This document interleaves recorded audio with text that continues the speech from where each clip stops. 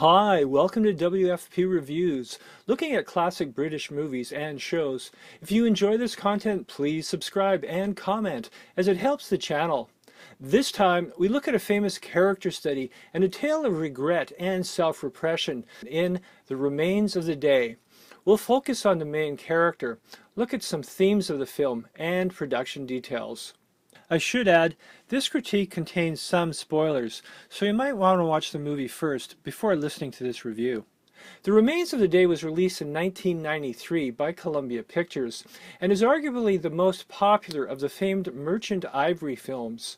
The duo of producer Ismail Merchant and director James Ivory produced a series of sumptuous films such as Room with a View and Howard's End, looking at personal stories in elegant old-world European settings. However, in each of the films, there's a clash between the refined locations and the painful or disturbing human relationships within them, and that's certainly the case with Remains of the Day. In my philosophy, Mr. Ben, a man cannot call himself well-contented until he has done all he can to be of service to his employer. Of course, this assumes that one's employer is a superior person. Our film stars Anthony Hopkins as Mr. Stevens. He rarely uses his first name, as the very proper head butler of a great English country estate, and it co-stars Emma Thompson as Miss Kenton, the senior housekeeper. Together, they manage the household of Lord Darlington, played by James Fox, during Britain's appeasement years in the 1930s.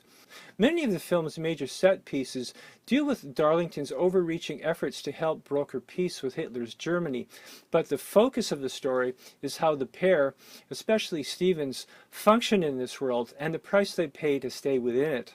In this critical look at the class system, Mr. Stevens is a man born into service and who sees it as almost a religious calling.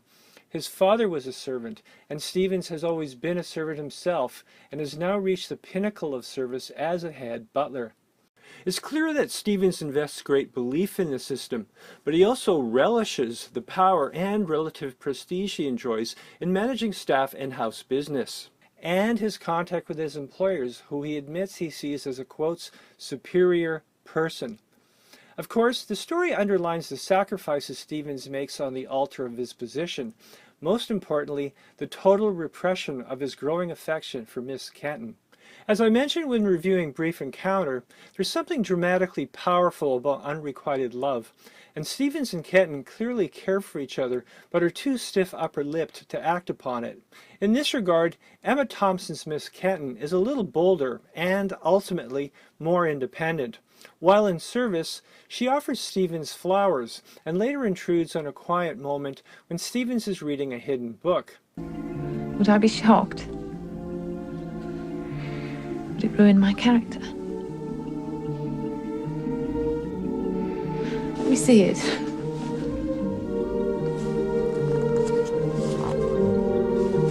This scene, with Kenton playfully fighting to pierce Stevens' repression, is so laced with suppressed sexual tension, it was later featured in the show The Sopranos, in a simmering moment between Carmela Soprano and a handsome young priest.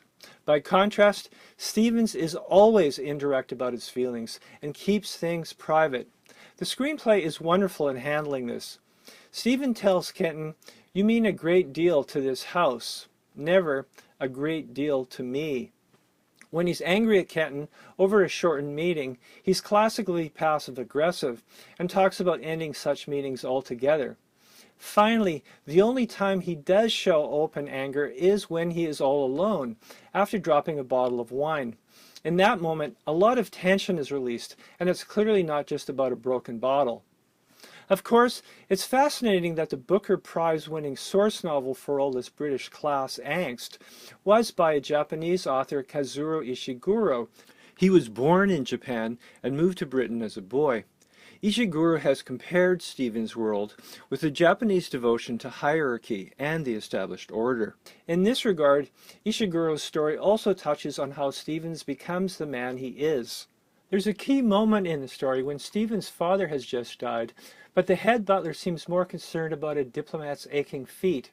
It's an amazing scene, and while Stevens outwardly lacks any sign of human emotion, only a few hours earlier it was his father, on his own deathbed, again urging his son to focus on his employer's needs, as he has done all his life.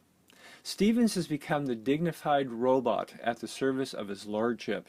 Director Ivory even compares the character to a devotee to the priesthood.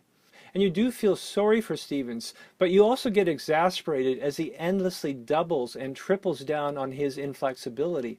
At times, later in the story, his lack of sensitivity almost descends to the realm of black comedy, such as when he sees a sobbing Miss Kenton, but only tells her about a minor cleaning job. Miss Kenton, I've been wanting to tell you. It's the small alcove outside the breakfast room. It's the new girl, of course. But I find it has not been dusted in some time. On this point, an earlier draft of the film was somewhat comic, with John Cleese being considered for Stevens, but the final version became a full drama. Lastly on this topic, the film hints that Stevens' choices don't just come from his perverse over-devotion to duty, but possibly because he's rather bland. In free time, he savors lowbrow pop songs and reads common sentimental books. Significantly, he shows no curiosity about the news of the world, even as he irons the pages of the Times for his lord and master. It's interesting these details are shown in the film, and it does leave you wondering what really makes Stevens tick.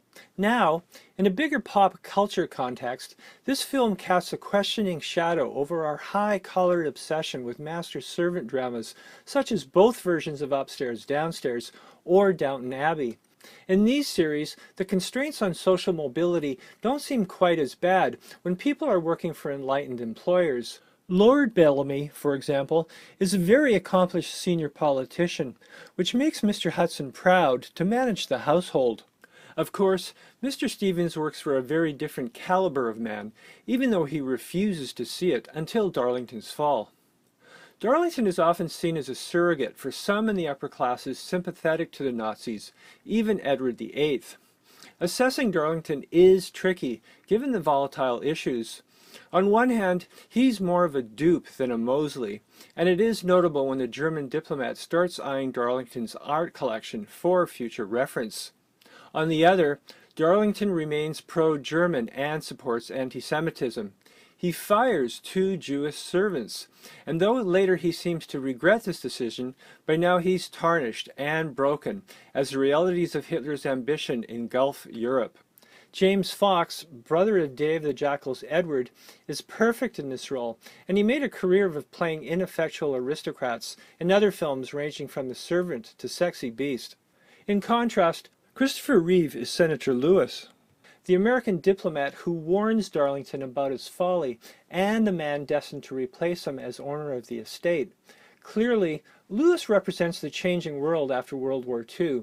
He brings a more casual manner to Darlington House and underlines the diminishment of British power and the rise of America.